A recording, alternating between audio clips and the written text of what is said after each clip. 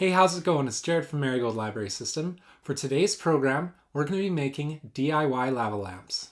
For today's craft, you're going to need a clear container, jar, or bottle, cooking oil, food coloring, and water. For your first step, fill your container, jar, or bottle a quarter to halfway up with water. Next, you're going to add food coloring. You can start with 2 to 3 drops and then add more if you want a darker color.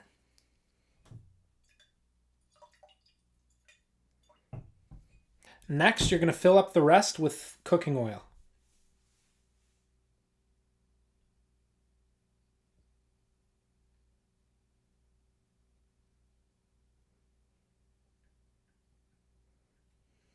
For your final step, take your Alka-Seltzer tablet, break it in half,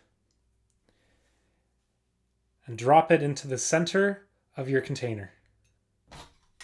The science behind our lava lamp is pretty cool.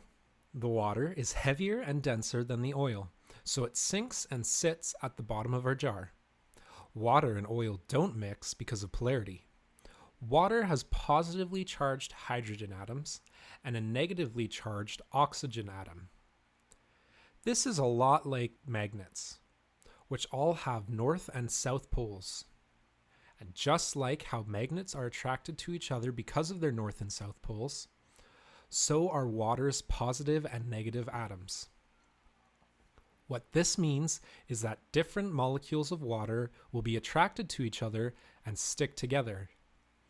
In contrast, oil molecules are nonpolar, so they don't stick to the water. In fact, they are what's called hydrophobic, which means they are water-fearing. And this is why they don't mix with water. When we drop the Alka-Seltzer tablets into water, it creates carbon dioxide.